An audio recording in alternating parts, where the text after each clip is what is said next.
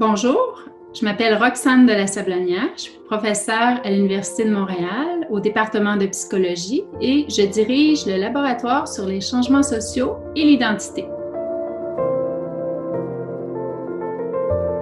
La psychologie sociale, c'est un domaine de recherche scientifique qui se penche sur l'individu dans son contexte social, dans la société.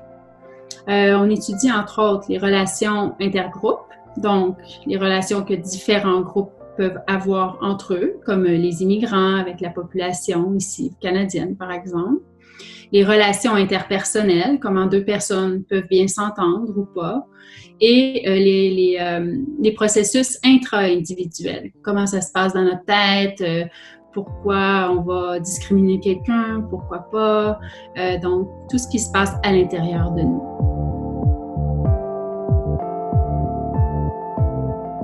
Alors, la recherche qu'on va mener actuellement sur la COVID-19 ici au Canada, c'est une recherche qui se penche sur l'impact des perceptions des politiques publiques, par exemple, sur les préjugés et les comportements des individus. Au départ, on s'est penché sur les préjugés envers les personnes d'origine chinoise. C'était l'enjeu principal de la subvention qu'on a obtenue. Mais après, au fil du temps que la crise se développait, on a élargi nos horizons parce qu'on s'est rendu compte que ça touchait beaucoup plus de problématiques aussi, sans toutefois négliger là, ce que les personnes d'origine chinoise peuvent vivre dans leur quotidien. Alors, on s'est penché aussi sur des questions comme pourquoi les gens vont adhérer ou non aux politiques publiques qui sont suggérées par le gouvernement. Est-ce qu'ils perçoivent ces politiques publiques-là comme étant clairement définies? Est-ce que c'est cohérent selon eux? Est-ce qu'ils pensent que la majorité des Canadiens et des Canadiennes adhèrent à ces politiques-là? Et eux, personnellement, est-ce qu'ils y adhèrent? On a d'abord développé un sondage représentatif pour évaluer ces perceptions-là chez les Canadiens et les Canadiennes. Un total de 3500 personnes environ ont répondu à notre questionnaire. C'est un questionnaire longitudinal, donc à chaque 2 semaines, on pose certaines questions qui sont les mêmes et aussi certaines questions qu'on adapte ou qu'on développe en fonction de l'actualité. Comme en ce moment, on parle beaucoup de déconfinement, donc on a inclus des mesures qui traitent spécifiquement là, de ce sujet-là.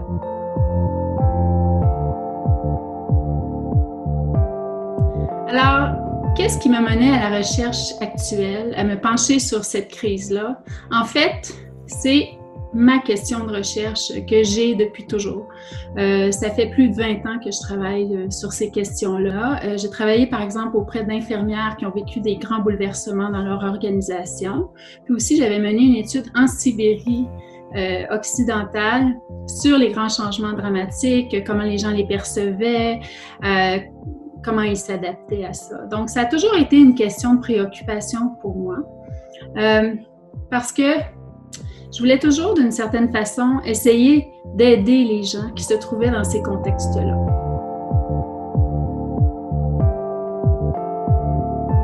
Alors, les premiers bénéficiaires pour notre recherche, ça va être le public, de manière générale, les Canadiens et les Canadiennes. L'ensemble de la population. On va mettre à disposition un site web qu'on est en train de créer en ce moment et où on va publier certains rapports de recherche qui traitent directement des questions qu'on leur aura posées. Pour nous, c'est important d'avoir des données probantes, des données représentatives, parce que souvent, on a de la difficulté à faire la distinction entre ce qui est vrai et ce qui n'est pas vrai. Donc, ça va être vraiment des données qui proviennent d'un sondage représentatif, puis qui peut peut-être nous donner un vrai portrait de la situation actuelle ou de la situation que l'on vit pendant une crise comme celle-là. Les deuxièmes bénéficiaires, ce seraient les décideurs politiques. Donc, on essaie de voir dans notre sondage, par exemple, quels sont les facteurs qui peuvent influencer les comportements, les attitudes des gens lorsque certaines politiques publiques sont mises en place.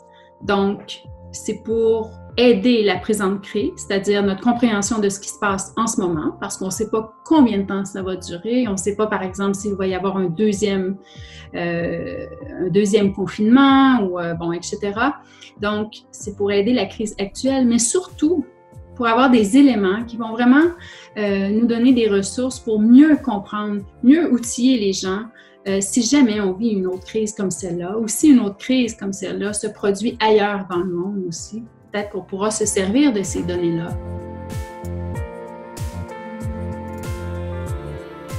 J'espère qu'on va vraiment retenir beaucoup de choses de cette crise-là, qu'il va y avoir un apprentissage social, qu'on va retenir peut-être que la compassion est importante.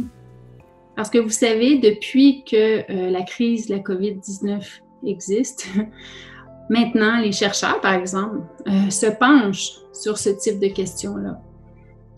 Avant la crise, il n'y avait pas beaucoup de chercheurs qui s'intéressaient aux grands changements sociaux dramatiques de ce monde parce que justement, ça ne les touchait pas directement. C'était peut-être un peu loin de nous. Je crois qu'on a aussi une responsabilité comme chercheurs de se pencher sur ce type de questions-là parce que c'est pas tout le monde qui a la chance qu'on a d'appartenir à un pays où il y a un filet social important aussi, où on a beaucoup de ressources pouvant servir à aider des millions et des millions de personnes à travers le monde.